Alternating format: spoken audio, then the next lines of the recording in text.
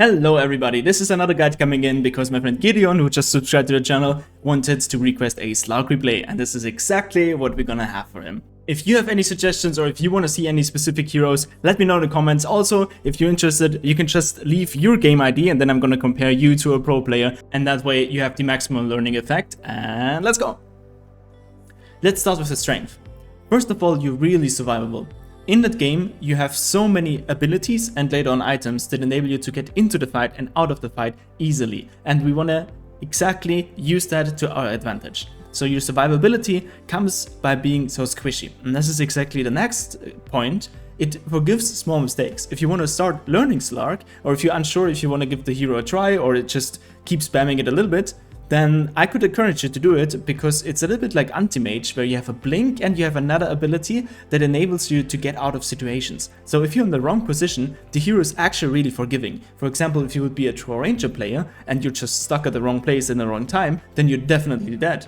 But if you're a hero like Slark, you have your ulti, you have a pounce, you have a Q to dispel, you have so many things to get out of the team fight and out of bad situation. And this leads into the next point. You have a free dispel. A free dispel means that you can get out of situations where other heroes couldn't, and you don't need an item to do it. Maybe later on you're gonna buy a BKB or even a Linken's, but there's so many things you can do prior to that just by having the dispel. For example, if you get Patched ult and you manage to press your buttons before that, then you're just fine. And really not many heroes can do that, especially not on their own. There are a couple of supports like Oracle, Omniknight, whatever that come to mind, but a carry player usually doesn't have that ability, so it's another great strength of Slark.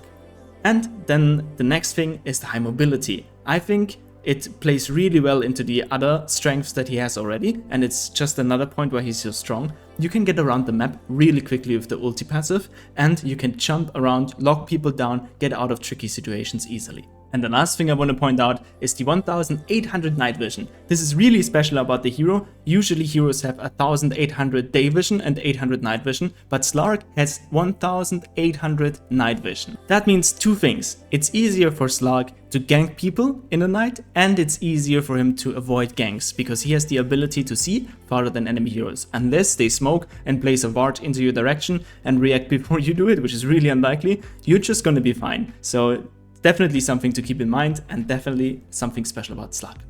Now let's get into the weaknesses. I think the biggest weakness of Slark is around level 3 to 5. Level 1 and level 2 you have a power spike because you have your passive and you have your jump. But after that it becomes a little bit difficult to sustain the laning stage until you're level 6. As soon as you're level 6 again, you're fine, because you can go to the laning stage, you can trade your HP to harass the enemy and to secure the last hits, and you can just back off and regenerate. But during the time between level 3 and level 5, I think Slark is at its weakest point, and it's definitely dangerous because you don't want to get kicked out of the lane before you're level 6.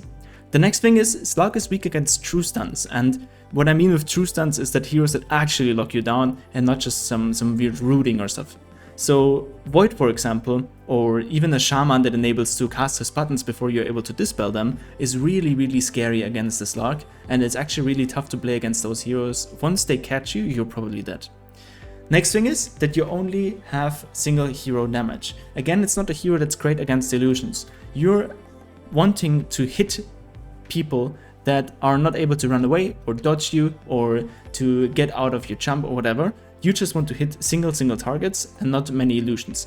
He struggles against Naga, against PL, against all of the illusions here. Even multi-unit heroes like Lone Druid can be a problem.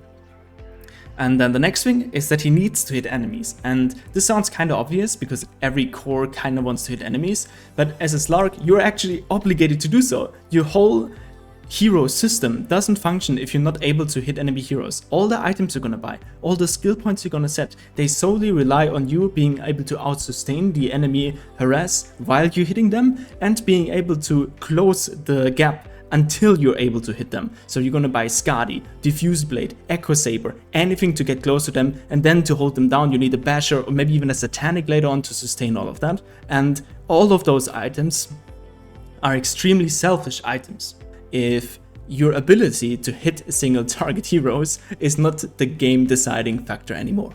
Starting items really simple, like every other carry basically. So we have the tangos, the branches, you can build it into a Wraith Band later on, and you get the Quelling Blade.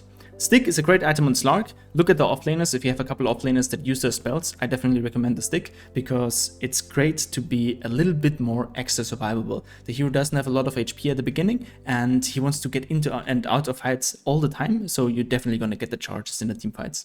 Then we want to get the power threads. Again, really great tool, not only to jungle, but also to connect in fights and get your extra hits out for the stats. You want to get the Diffuser Blade and Echo Saber, something along that line. You can either go Echo Saber first and then Diffuser Blade, or you turn it around. The key thing here is that you want to have items to close the gap to enemy people, and both of those items allow you to do that. Diffuser Blade by slowing them, and Echo Saber slows them as well. And the little bonus that you get from the Echo Saber is that you have some extra mana regeneration and you're a little bit quicker on the jungle. I think both of the items are really great and you can combine them definitely. And then we will build it into an Agam Scepter. This just allows you to be way faster in the fights and out of the fights. You have a greater range of being scary in the fight and you're more scary more often. Super easy. Another great thing about the Scepter is that it gives you a ton of stats, and this is what you need as a hero that's constantly in and out of fights again. And since you have a great HP region, you definitely want to get some stats to increase your HP pool as well, and you can abuse the timing of that. For the mid game, we have a couple of options. We can go for the Mage Slayer, which is really nice against heroes that deal a lot of magical damage. This could be from Lashrak to Arc Warden or any offlaner even that deals a lot of magical damage. And then we want to get the Shard. I think the Shard is really great at boosting your survivability and giving you just another key point of staying alive. And then we want to build into either, if we have it already, we have like the Diffusal and the Echo Saber already.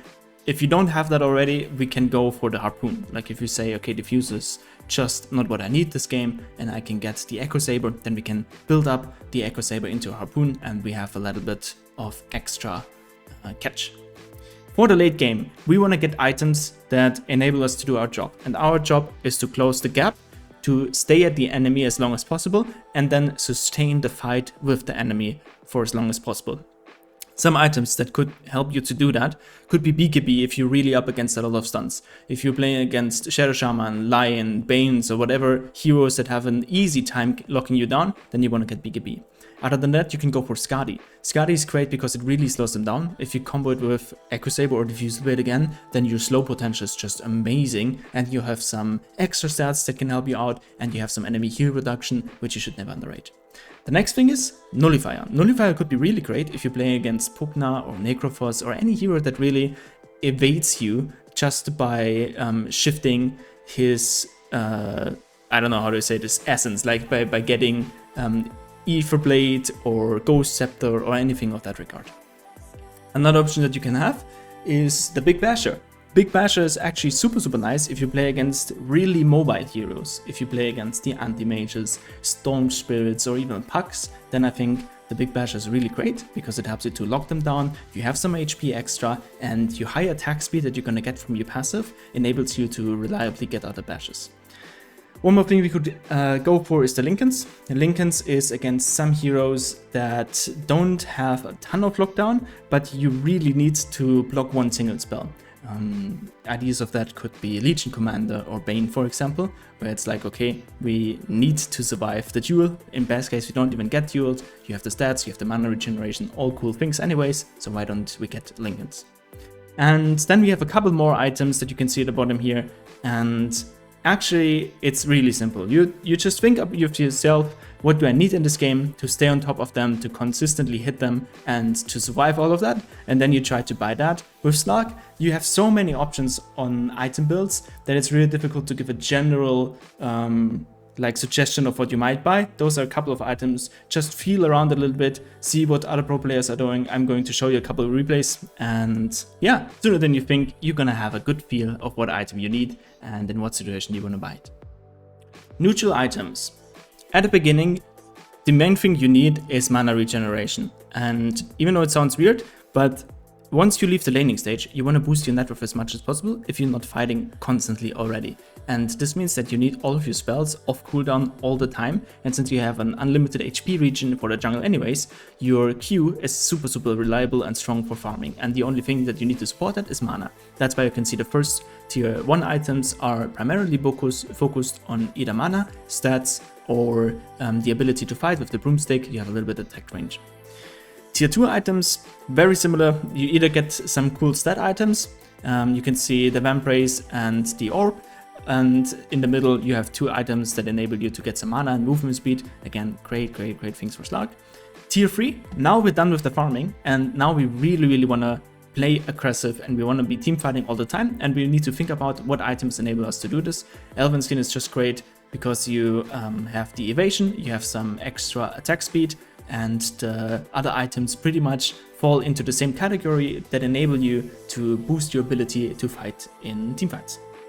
And for tier 4, it's pretty much the same. One thing I've seen so many times is actually Spell Prism. Spell Prism on Slark is really comfortable because you have unlimited mana, and the only way you really die is if you don't have your spells up. So if you can reduce that time, that's just an amazing bonus. And the other items are either based on attack damage, dealing damage, or surviving more. For example, with the Trickster's Gloat, you have that. Luckily, the skill build is straightforward. So for the beginning, you get your Essence Shift, and then you get your Pounce, and this is what makes you really strong at the laning stage. And then you just max your Dark Pact, and get your ulti in between, and then you're able to solo jungle really effectively, and also be able to be strong in the team fight.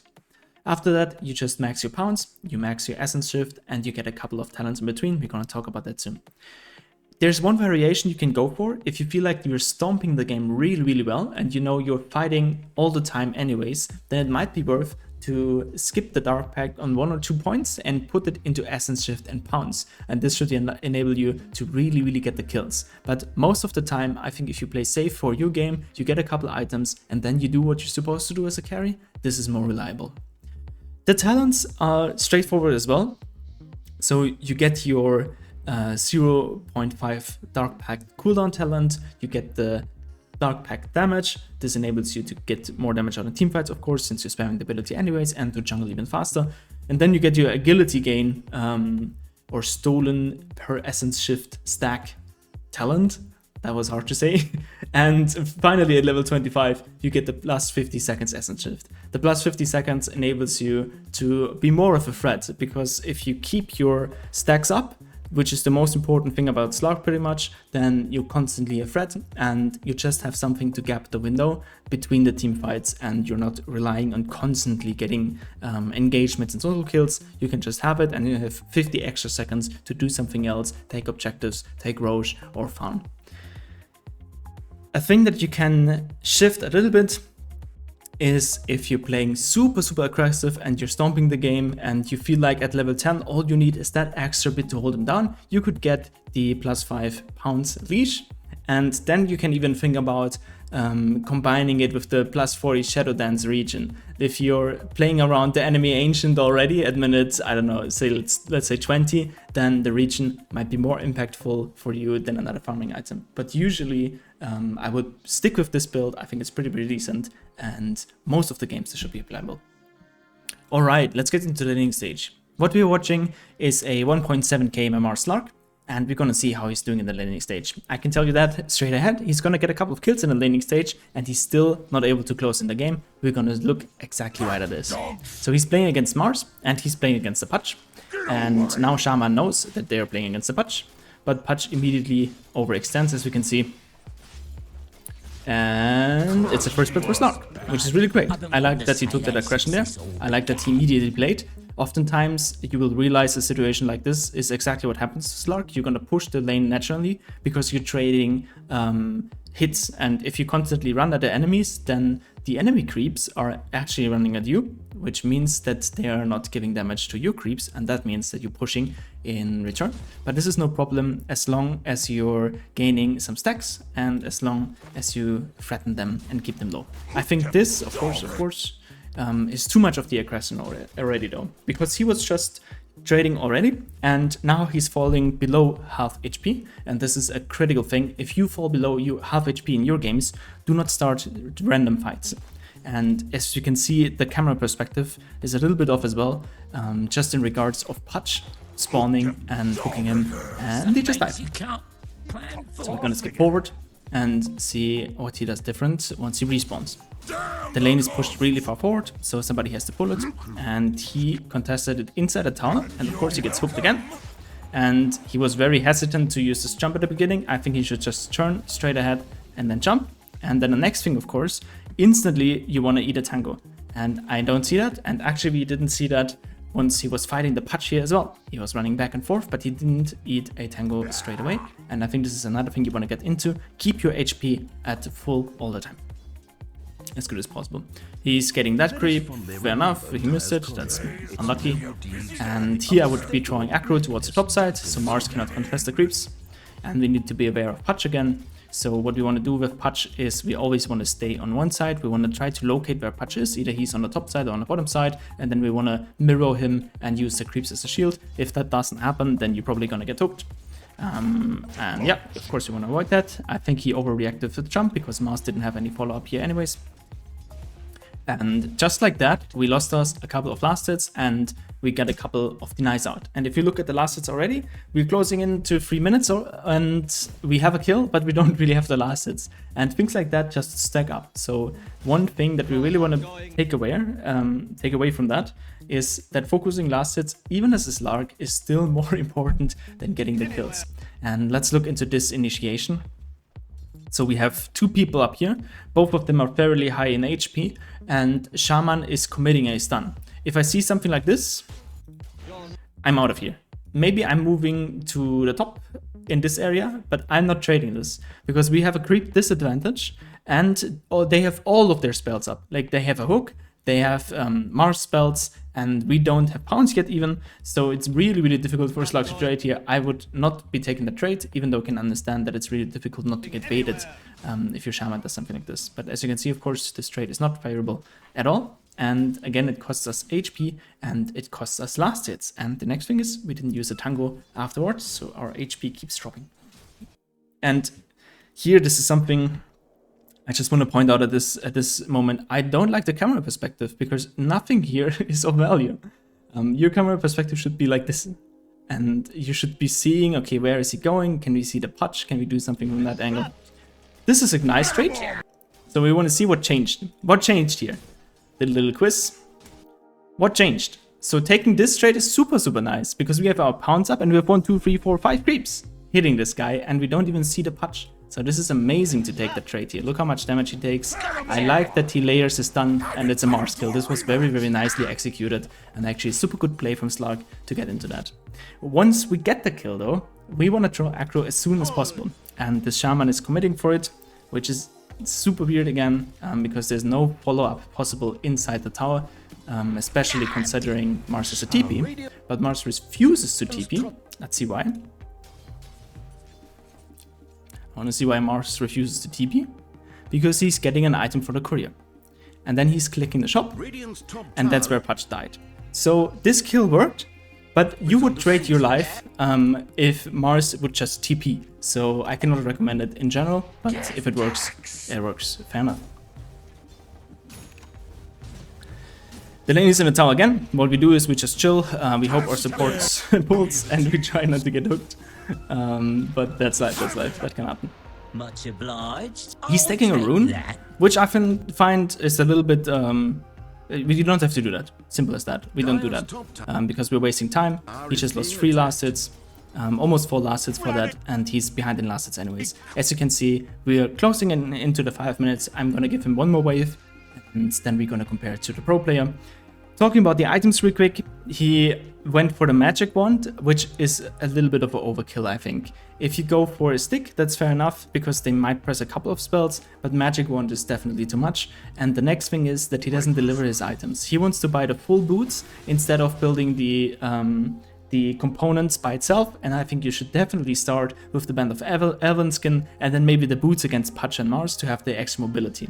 And one more thing we have to criticize, of course, is the skill build. With this skill build, you're bound to fight, and it sounds cool because you're 3-1 right now, but I'm gonna tell you, if you're 3-1 with 12 last hits in 5 minutes, you don't want to fight in the next 10 minutes. And yeah, so let's see this last engagement. He's killing the Pudge, beautiful, all looks good from here. Let's compare it to a pro. Our rank 100 Slark player also starts with a stick, and he's playing against the Klings and the Legion commander. And let's see how he handles the lane, and I'm especially interested, of course, to see his last hits in 5 minutes. So the wave is coming up, and instantly he draws aggro. He's trying to kite the Klings a little bit. This is going to be a difficult lane. He's pulling aggro again. And already I said aggro more than I did from the last replay in the 5 minutes, and it's only minute 1. So this is really one big telling thing. Once again, aggro and aggro. Trying to take last hit, and he pulled aggro again. And he's pulling aggro again. This is great. This is great to see. Do you see this pattern? Even if the creeps meet here like this, and they're split a little bit, this creep is still full HP, so it's not gonna die soon anyways, and he just wants to secure the next creeps for himself. Good players, they tend to look forward in the laning stage. They're not focused on hitting this guy just right now in the present moment. They're thinking about the lane equilibrium, they're thinking about future last hits as well, and he just grabs the next last hits that are coming up, brings them closer to himself to fix the lane. So already we're in a position where the lane was here momentarily, but he didn't mess it up and brought back the equilibrium to his own advantage. And this is just wonderful and absolutely beautiful to see. Give it up. Let's see his next move. He's strong aggro again. He starts to trade a little bit. Look at this opportunity. So what's happening here? What's happening here is that Legion just used a spell. And this might not sound crazy, but it's level 1. So every single spell that's cast is a spell that's wasted because it's only level 1 and you don't have any follow-up for that. And the next thing that he's having the Bracer. He's realizing his lane is going to be extremely difficult. That's why he bought some extra HP, and he has 7 sticks already. With that 7 stick charges, he is able to do a lot of things. And we see exactly that he's getting in, he's getting his level 2, he's abusing his power spike, jumping at him, getting the kill, immediately returning it on the Klings, and uses his stick in the very last moment to close the kills. And from a very difficult lane to a 1 lane, it just took him 2 minutes, perfect understanding of the lane equilibrium and a abuse of a power spike in the combination with getting the right small item delivered to him instantly. This is just beautiful Dota. I'm always amazed to see that. Here again, he tries to hold the lane as much as possible. He's not trying to push it. He looks in to get the denies, and he should be probably back and be healing a little bit. Let's see if he draws aggro again. Of course he does. And he's just kiting around a little bit. Not much you can do here. He understands how to prep the creeps, which is really nice. He got his courier delivered. His item he got delivered were the boots. Because as you can see, this is a lane where only tanking it up and only buying an Band of Elven skin is not enough to resist the physical damage or to win the trades in your favor. Instead, you need an item to close the gap, to be punctual in your aggression, and to avoid catching enemy aggression at all. And this is what boots do exactly. He's dropping the self, hopefully. He's actually dropping 2 items, really, really nice. And the other item was a raindrop. Why the raindrop? Because it's super strong against the Legion Commander Q. The laning stage continues. He's getting the creeps, and he'll see how much he tries to contest here. He's hitting every time he gets, like if the enemies walk up close to him, he just gets one casual hit in to keep his passive up. And they look for opportunities, and with the disruptor, once you overstep a little bit, you're in the risk of dying. Look how disciplined he played that here though. So he caught the Klings, but he doesn't chase him to the tower because there's no opportunity for a kill here. And instantly he backs off because the creeps are falling low. He's able to get a deny here. He's able to get the last hits, both of the last hits. And even in that time, even between that time, he was able to pick up that little Klings skeleton to get the last hit, and still he only missed 1 last hit, which was really, really close as well. So what I want to point out here is his awareness of the HP of the creeps are his first priority to get the last hits, and then he tries to maximize everything that's possible in between. And many people think it the other way around. They think, well, I lasted a little bit, and once I can kill them, I go for them. This is, as a safe lane player, this is not the case. You want to focus the last hits at any cost. Denied. Strong aggro again. Stick at 10 charges. And some aggression. But again, not overly aggressive. Pops the healing self, which is also a nice concept that ITH. Try to trade half HP, reset, pop the healing self, and now you can get engaged again. You can just try to trade again because now you're full HP and the enemy is not. This is a great opportunity to either secure the last hits that you need in order to get your crucial items or your levels, or you can trade again and be a kill threat. just looks very chill. What the pro players manage to do is they manage to make it look very, very simple. And with this, the 5 minutes are closing. I give them like this one more wave, maybe the 2 creeps, we can count them to it. And then the 5-minute mark is over and we hit the 25 last hits. Almost, not exactly at the 5-minute mark, but since he had a difficult laning stage, this is definitely a really, really, really nice start. So we're back seeing the lower ranked MMR Slark, and we're going to look forward and see how he's transitioning into the mid game. Keep in mind that his skill build was very, very different than what we usually would expect in order to be able to jungle, and now we're exactly at the point. As you can see him, he's just kind of running around, because we're at the point where we're between level 3 and level 6. We're really, really weak and we don't really want to do anything. And with the level 6 usually it would be no problem to go back into the lane, because you can just refill and you can use the Dark Pact to do a lot of damage to the creep wave and nuke it out. But he doesn't have the skilled settings, so it's going to be really difficult for him to get into the next stages of the game. Let's get through it a little bit. He's fighting, but he's overextending. He barely got away with it, which shows the amount of room that you have and the aggression that you can put out. But if you dive into the enemy tower without proper setup, then it's very, very likely that you lose the fight. And again, the creep wave is pushing in, and he's really stuck here because he cannot take the jungle camps in between and just clear them up and boost his net worth, because he doesn't have the max Dark Pact by yet. Radiant's middle tower is taking damage. So he has to fight again, gets gone on again, barely escapes, tries to get back into the lone druid and just dies again. So really quickly this game got out of hand. From now on already it feels like he's so far behind, because he doesn't have an item to back up the skill build he has, he doesn't have an item to set aggression or to threaten any objectives, and he's not able to flash form. The next couple of minutes, what I would be doing if I would be in his position, I would be trying to stick to the laning stage, being very, very defensive, finishing my items and maxing my Q, and that would enable me to get back into the game, to slowly recover, farm a couple of items, and definitely avoid situations like this, where the Mars with Arena is going at you, where a lone druid with a power spike just gone at you, and where another hero like Undying is crushing your lane and stopping you from getting your crucial item and skill points in the queue. So this fight, it almost doesn't matter how it ends. The outcome is always very, very tragic, because even if you trade, you're not trading kills at this point. The net worth is swinging into the other direction, and you're setting up your later game to be more and more difficult. This is something we really want to avoid. If you're behind and you realize that you're behind, even though it doesn't look like that from the score, remind you, this is 8-4 on Slark. Even though it doesn't look like from the score, we really want to look at our item timings, and we don't want to do anything crazy like that. Diving here, he's just wasting his potential in my opinion, because there are so many last hits that he's not taking. Another random fight that's not based on an objective, that stops him from getting his items, and he's forcing everybody top. The good thing is that Centaur took this bottom tower. Let's look actually back and see when the tower was gone. So this Centaur took the tower somewhere around minute 14-15. And this was one of the most important things that has happened here in the game.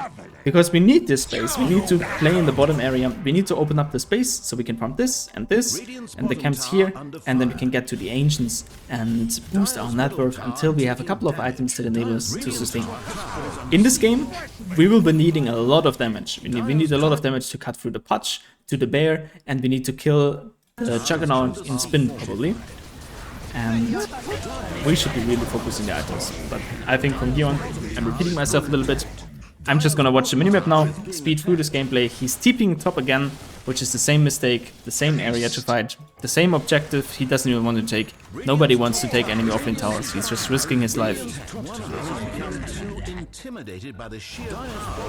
And this is the first time he's rotating bottom. He's not rotating bottom because he said, look, I have an item now that I can play with. Or, look, this is an amazing opportunity, the teamfight almost ended and I can clean it up. He just TP'd bottom out of a pure reaction. This was a purely passive TP, and in this case, actually, the TP was horrible, because he gave up all the space that he had, which he needed to take, in order to close the gap to the net worth lead that they're not having and to get the couple items that he needs. Maybe he needs a... let's see, I think Basher is a really great choice here. Could even go for BKB, just for Pudge and Mars. There's so much stuff that he has to deal with that's difficult to dispel. And again, another rotation that he's not aware of. And I assume this is going to repeat itself till the end game. Let's see how the pro does it. We are still in the laning stage here. And we can see the skill build is different, the item build is a little bit different. It's dependent, of course, on the Legion commander. And the most important thing is that the last hits are different. So he's looking for the last hits here. He's pushing the wave with his Q. He's pushing the wave, and then he's cutting the wave, that's the one choice, or just boosting the network by taking the other camps as soon as you hit level 6. And this just happened. So with the level 6, we see the first deep aggression that he can take, because he has the ability for it, and he has the power spike for it, and then he's just gonna flash farm constantly, the wave, I guess, and the camps that he's seeing. He's even pressuring the tower here to force a reaction, to just let the enemy know that he's really there, that he's part of the game, and that he's active and a threat. Posturing aggressive again. And now it just goes absolutely crazy and is able to dive really, really deep, playing on the edge. And I think this is how a Slark gameplay should look like. You should always be pushing your limits as a Slark. Don't be afraid to die a lot as a Slark, especially at the beginning of the games, because you're supposed to test the boundaries all the time, because only then you know how strong exactly this hero can be. If you're just sitting back and farming it like you're an anti-mage, you're gonna miss out a lot of potential. So since he won the lane so hard, he's just gonna control this area unless there's a queue to do something else, to be in another position. And as you can see, he takes his Ancients already. He's level 8 and he's taking Ancients. This is, by the way, something we didn't see from the other Slark at all. He never took Ancients. We didn't see him rotate to the Ancients once, and this guy is taking it in minute 12. And now he can switch between everything. He's looking for Rune, he has his eyes on the mid lane, and now he can just dive into anything. And with that amazing lead, he can gain objectives. I want to scroll back a little bit here to see that decision making. So bottom is pressured. He's checking the area and actually was just checking for the tiny. I'm not sure if he knew that the rune was still there. Went for the rune, got lucky with it, and immediately realizes that they have the capability of fighting. They have a disruptor here, they have the Spirit Breaker here, and he instantly starts to push his limits. He wants to be pushing so hard until he's forced to use his ulti and retreat. And the good thing about this is that that sort of aggression happened in the mid lane. If it would have happened top lane, I think he would hesitate to even engage in it, even if he has the same outcome of kills available. But taking the aggression towards the mid lane and channeling it into a mid lane tower is an amazing thing to do. We push one more wave. We can knock out the tower a little bit, but then we probably retreat it back to the most valuable farm, and in this case it's the Ancients. And then he's looking for kills. He's just looking for opportunities constantly. He can slow this down a little bit, he uses ulti, he disengages, waits outside of the vision of the enemy, regenerates, has his abilities again off cooldown, and instantly is back into the play. As soon as he sees people approaching that can kill him, that pose a kill threat of him, he's leaving the fight again. This is so beautiful to see. So he went in, and the instant that that Legion showed, he's like, nope, I'm having none of that. He doesn't get baited by low HP heroes in order to try to force a kill. He's just out again, refreshing his HP, and I wouldn't be surprised if he heads back into that, checks the area. If they keep staying low, he's just going into it. He survives the duel because he did everything well in the team fight, and maintains control of that area. And this is a super aggressive and dominant position. Usually you would never take that, but he's so far ahead and he knows his limits on how to play for it and how far he can push that he's able to hold an area like that, defend it, push out the wave continuously, and take the Ancients. And of course this is the most effective way. If you push out waves and you take Ancients, this is incredibly effective in terms of network. Enemy heroes are going to struggle to keep up with that. Again, another fight is happening, and he has his ulti up and a new item, so he's really willing to engage. The only threat that is posed is Legion Commander Duel, as far as I can see that. And piece by piece, they can clean them up. Yes, pounce again. Beautiful movement, beautiful movement. And now the map is just his. And from such a little advantage, from the laning stage, a couple kills that he got because he traded really nicely, boosted it into aggression towards the bottom tower, used his ulti effectively and boosted his net worth. Suddenly he's an absolute maniac that's really difficult to put down. Dire's bottom tower is being attacked. Now he's roaming towards mid again. I think at this point we want to leave the bottom area because there are more important things to do. We want to play in the top side, get a kill threat there, and we want to take Roshan. He's looking for a kill here. Really nice. And pushing mid lane again.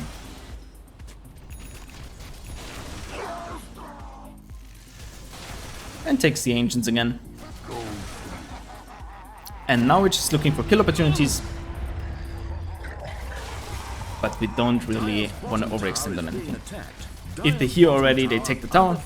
I think it's also really good to just take the top side of the map. And this is exactly where we end up. If we take top fights, we usually win them. If we play on the enemy safe lane, my experience and from the things I've seen is that your win rate of having team fights in the enemy safe lane is just so much higher than your win rate on your own safe lane. He's joining fights again, and this is the first time I think he dies. And what happens is the only spell that really kills him, catches him, and that's the Legion Commander. You can see here's perspective, he's going for the Spectre. And there comes the Legion with the Blink and Blade Mail, and this is pretty much the only thing that kills him. And if you see his mouse movement, he's opening the shop right now, instantly queues Lincolns, and this is, as I said, one of the cases where you buy the Lincolns if you have one single spell that completely annihilates you and you have to get rid of it or dodge it all the team fight, and Legion and Bane are examples of this where it's just not possible to avoid them all the time. So you buy Lincolns for the safe play, engages here again, presses an ulti really early and gets caught in a duel. But with his lead, as long as it's not 5 versus 1, he's even fine in a duel at this point. So to summarize this really aggressive gameplay, look at the small things that you can take advantage of and leverage them into the ability to harass them and to take the most valuable farm of the map. And this enables you, even as a hero as Slark, who primarily wants to hit enemies, to really get boosted in net worth. If you look at his last hits, he has 185 last hits, which is just insane for the amount that he's fighting. He takes Roche, the first objective that really matters and changes the game. He's pinging the top side area, this is where he should play. He can look for kills there, and he can take the enemy top tower. But at this point, you're not bound to any rules anymore. I think you can pretty much just finish the game. He's cleaning up the map a little bit in the end to look for the kills. And I think this game is just over. They're taking mid lane. As you can see, the time is running out. There's probably one last fight,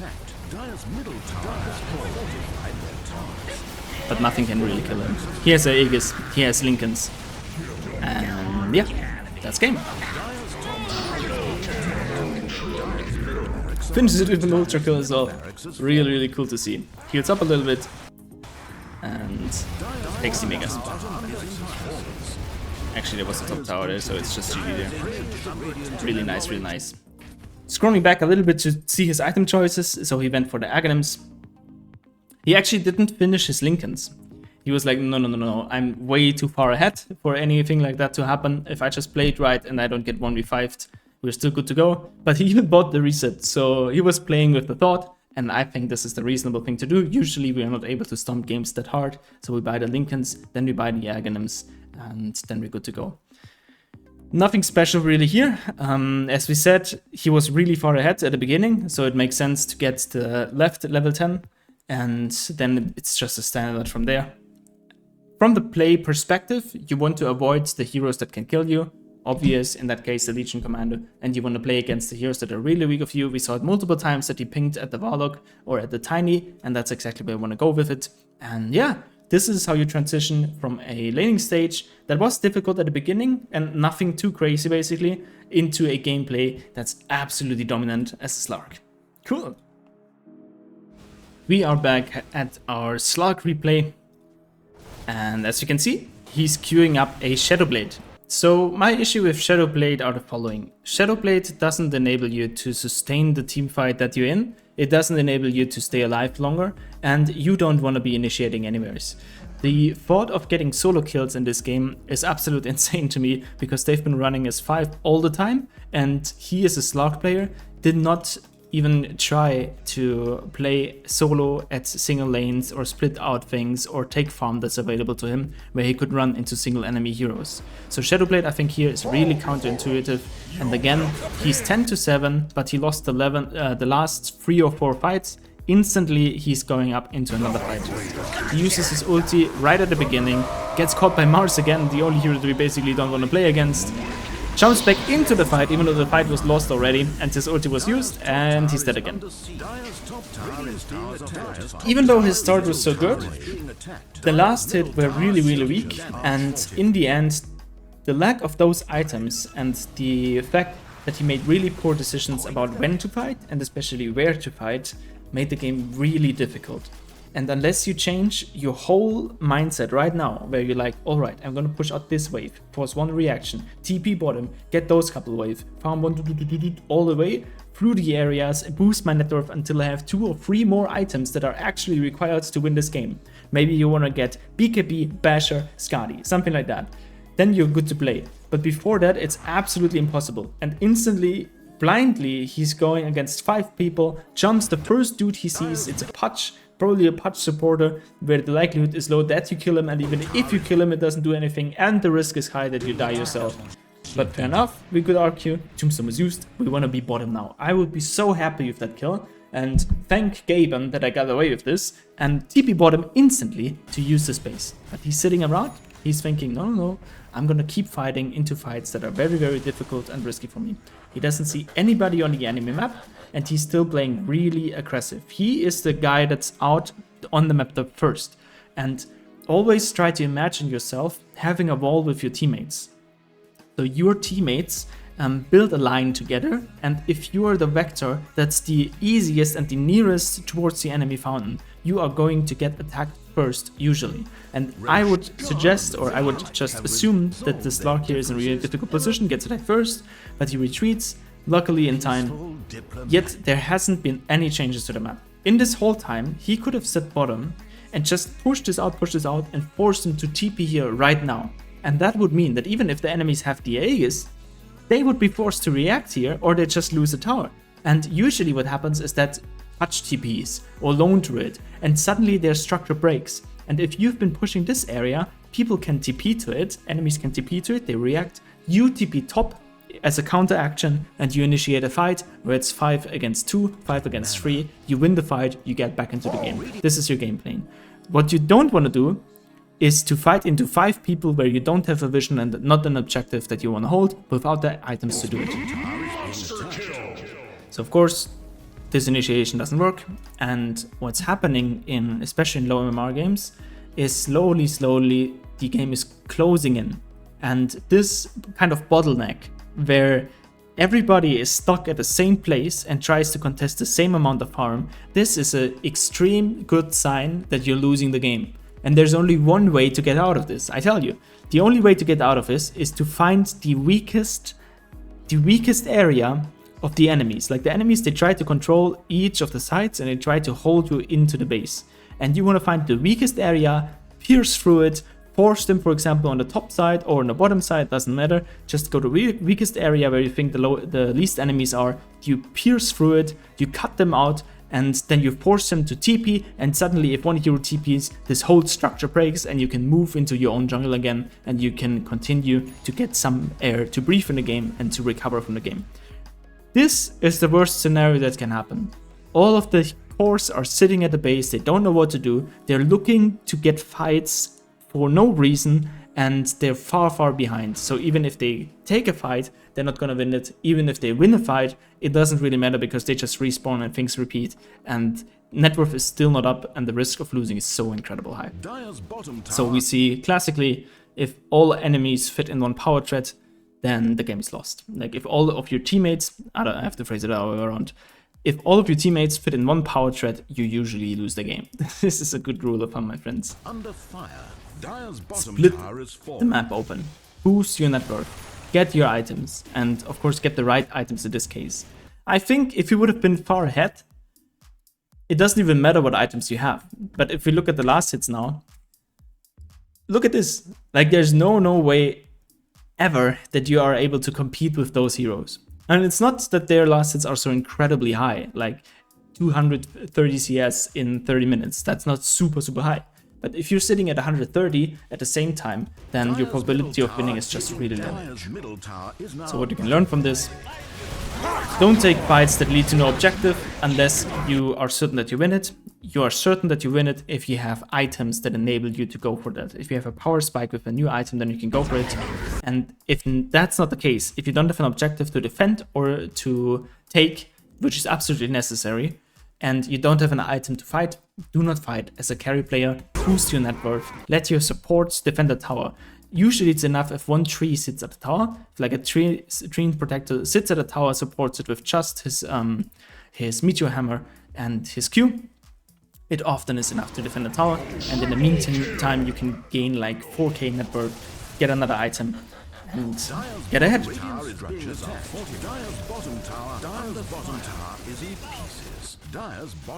But of course, none of that is happening, and the game is slowly closing in. There is no active gameplay here. It's just a reaction. It's just we are all waiting to slowly die till they push high ground, and we are giving us a 5% chance that Juggernaut just dives in our farm, and then we can turn this. But this is not a game plan. A game plan is I'm gonna force them. I'm gonna push out bottom as hard as I can, force him to be here. If Patch solo TPs, I kill him. If more people TP, #space, we rotate again. The next thing, of course, that connects to that is just the mental pressure. Like, from this perspective, the game is really difficult, and many times the thoughts are not that clear anymore. If you go 34 minutes into a game and you're far behind, then the game can be very difficult, and it's understandable. It's really understandable. The game is closing in. I think we've seen enough from here. Summarize it again. It's important as a Slark to get the kills, sure, but still your net worth is the main factor that decides how aggressive you can be. Your item timings determine how aggressive and when you can be aggressive. And then the next thing is set it around objectives that you want to take, and the objectives can be towers, can be Roshan, or even ancients or something like that. Something that's worth fighting for. Don't get into random fights. Cool. With that, I think everything is said. I hope you enjoyed the Slark replay, and I hope you learned a lot from it.